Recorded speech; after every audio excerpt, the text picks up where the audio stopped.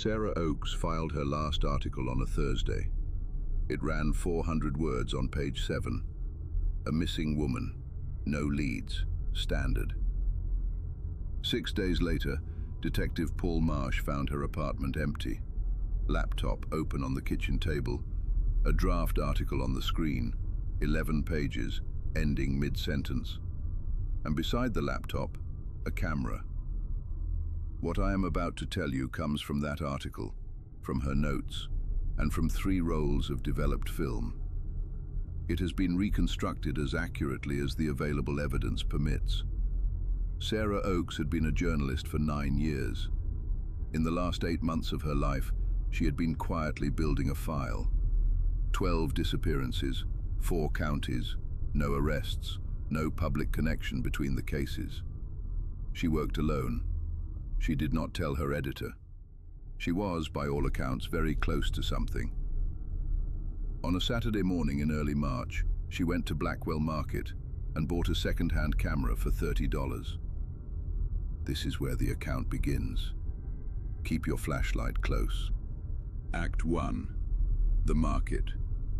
The last article Sarah Oakes ever filed was published on a Thursday. It was about a missing woman in Portsmouth, 31 years old, last seen leaving a grocery store on a Tuesday evening. No witnesses, no leads. The article ran 400 words on page 7. Standard. What follows comes from her laptop, recovered from her apartment on the morning of March 19th. The document was open. The cursor was at the end of an unfinished sentence. The laptop had not been closed. Sarah Oakes had been a journalist for 9 years. She had also, for the last 4, shot exclusively on film. Not for professional reasons. Film was personal. She liked the weight of it, the commitment of 36 frames before you had to decide if they were worth developing. She found the camera at Blackwell Market on a Saturday morning in early March. A Minolta X700, late 1980s, in better condition than it had any right to be for $30. The seller was older, quiet, unhurried. He told her the camera had belonged to someone who no longer needed it. She asked if there was film inside. He said he thought so. She bought it without negotiating. The price was almost insultingly low for the condition.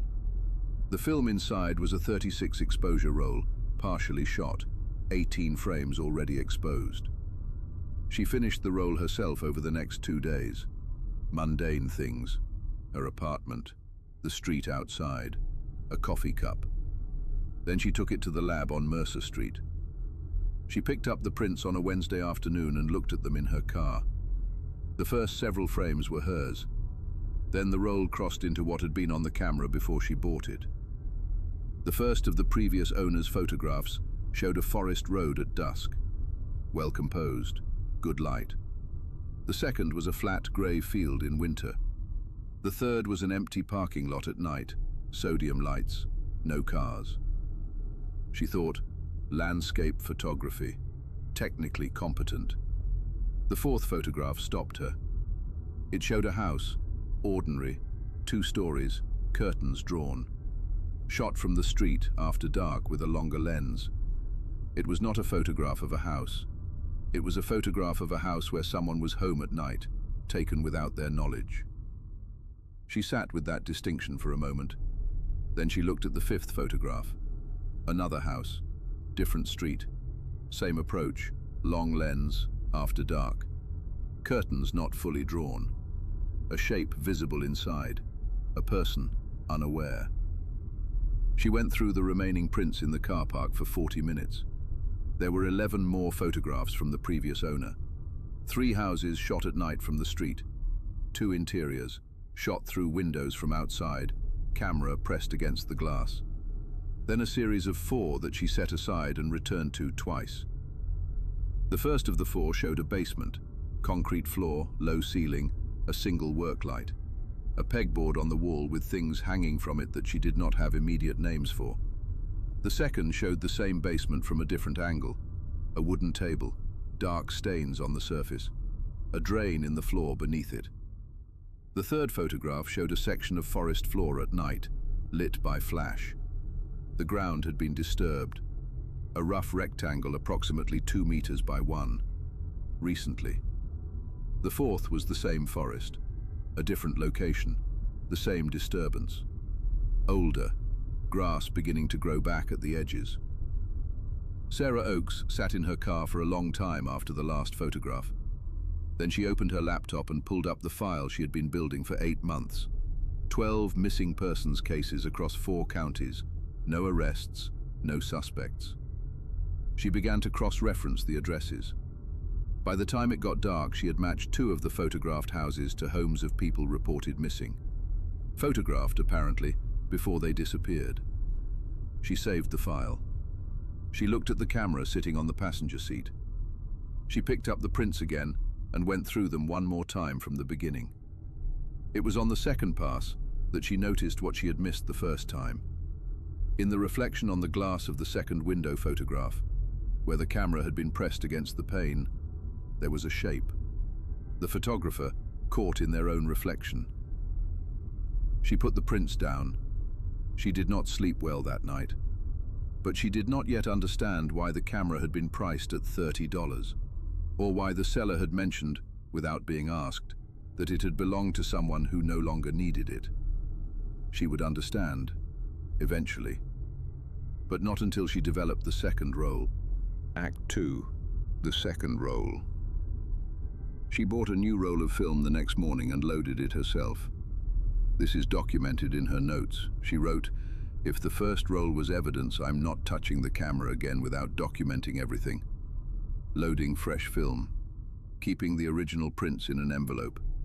Going to call Detective Marsh on Monday." She did not call Detective Marsh on Monday. What she did instead was shoot the second roll over the following week. She photographed the houses from the original prints, drove to the matched addresses, shot them in daylight. She photographed the missing persons reports, the map on her wall connecting addresses to names to dates. She was building a story. That was what she knew how to do. She developed the second roll on a Friday, same lab on Mercer Street. Picked it up that evening and sat in the parking lot and opened the envelope. The first several frames were hers. The houses, the map, the reports, exactly what she had shot. Then something was wrong. The frame numbers continued correctly. The film was the same stock she had loaded. But the photographs from frame 14 onward were not hers. She had not taken them. She had not been to these places. She had not seen these things. Frame 14 showed a street she did not recognize, shot at night. A figure leaning against a parked car, facing away, hands in pockets, relaxed, waiting. Frame 15 showed the same street. The figure was gone. The car was still there. The driver's side door was open. Frame 16 was almost entirely dark, but in the center, barely lit, a face, looking directly into the lens, not posed, simply looking, with the flat, patient expression of someone who has been waiting a long time and has just been acknowledged. Frames 17 through 22 showed her apartment building. Exterior, shot over multiple nights, different light conditions, different positions of parked cars. Her building, photographed systematically from multiple angles. Her window on the 3rd floor visible in several of them. Light on in some, dark in others.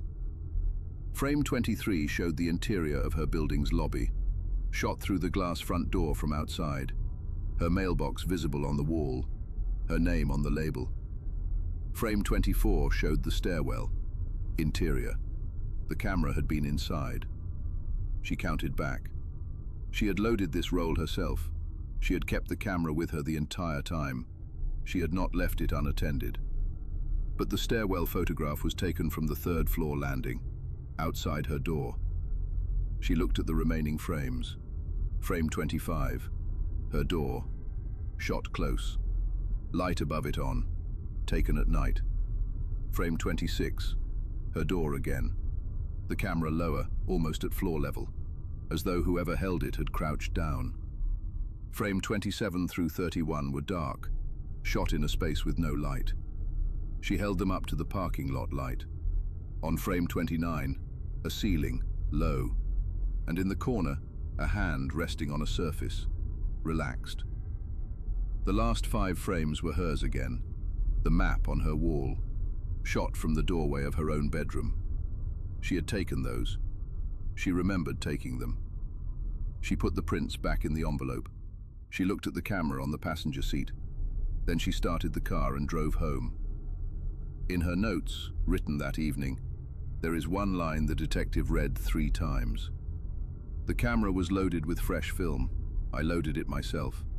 The photographs I did not take were taken on the same roll, in sequence, between photographs I did take. This is not possible. Below it, written slightly later, he has had this camera back. He put new photographs on the roll. I don't know how. I don't know when. Below that, a single word. Tonight? She called Detective Marsh that night, got his voicemail, left a message, calm, detailed, professional.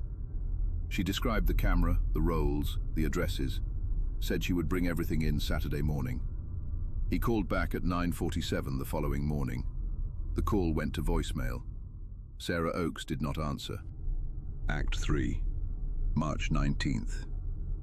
Detective Paul Marsh arrived at Sarah Oakes' apartment at 10:23 in the morning.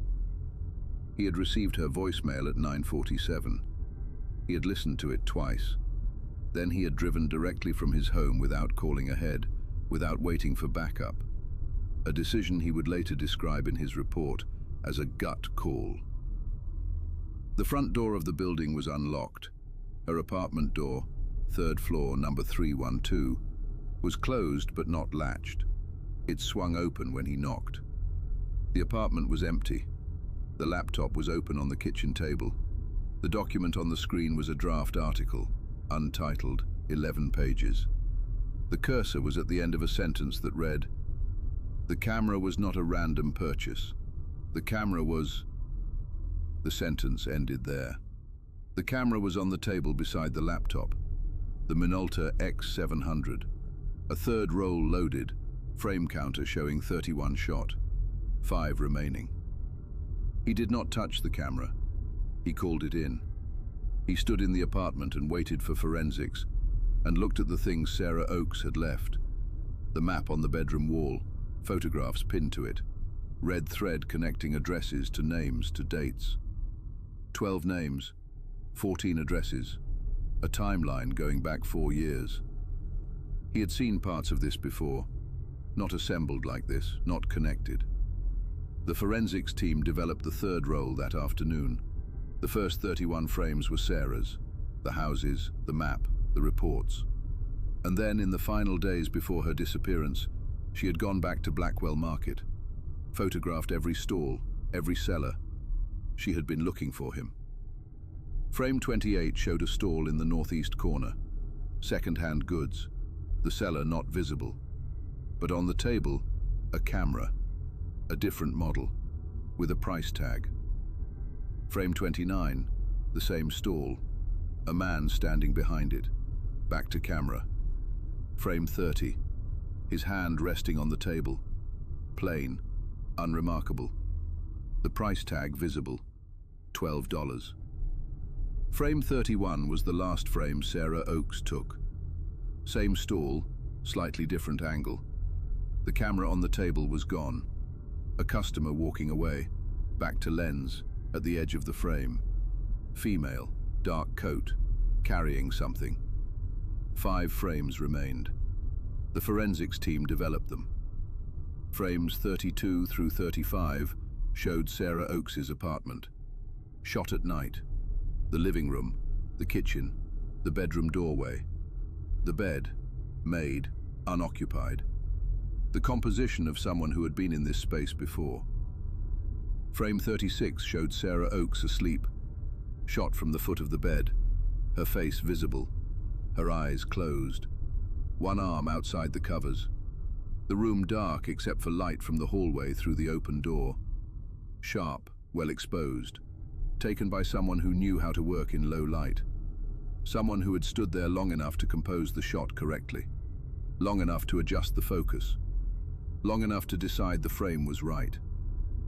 The forensics team estimated the photograph had been taken between 2 and 4 in the morning. Sarah Oakes had called Marsh at 11:47 the previous night. No sign of forced entry, no sign of a struggle.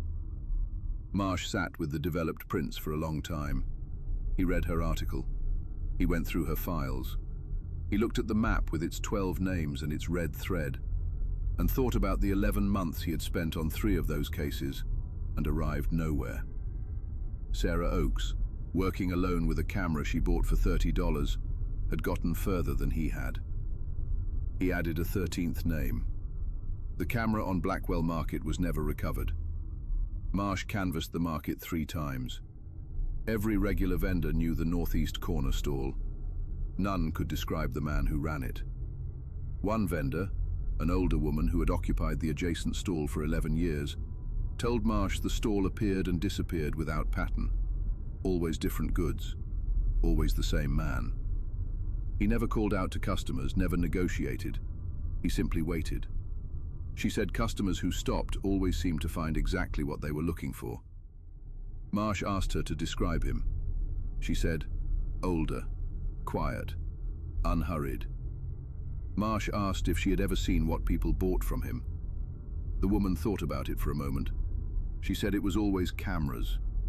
12 names on a map, 14 addresses, a timeline going back 4 years, and a 13th name added by a detective who had spent 11 months on 3 of those cases and gotten nowhere. Sarah Oakes got further in 8 months than the investigation had in 4 years. She got further with a camera she bought for $30 at a weekend market. She got far enough to find the stall, to photograph the man, to understand, finally, what the camera had been for. She did not get far enough. I want you to think about the 3rd roll of film.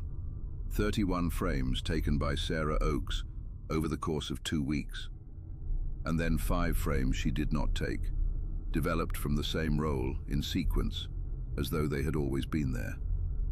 The living room, the kitchen, the bedroom doorway, the bed, and then frame 36. The forensics team found no sign of forced entry, no forced lock, no picked window. The apartment was closed from the inside. Detective Marsh filed a report. He added a 13th name. He went back to Blackwell Market 4 more times over the following year. The northeast corner stall did not appear again while he was watching. Sarah Oakes has not been found. The case remains open. The camera on the kitchen table was logged as evidence. It is still in storage. The 5 remaining frames on the 3rd roll were never exposed. No one has loaded it since. No one has wanted to see what comes out. Here is what I keep returning to. The woman at the adjacent stall, 11 years every weekend. She said the customers who stopped always seemed to find exactly what they were looking for, as though they had come for that specific item, even if they hadn't known it when they arrived. Sarah Oakes was looking for a film camera that morning. She had been looking for one for weeks. Think about the last time you went somewhere looking for something. A market, a shop, a place you found by chance, and found exactly what you needed. Think about who else might have known you were looking. This has been Flashlight in the Dark. If this found you tonight, keep your flashlight close. Come back soon. I will be waiting.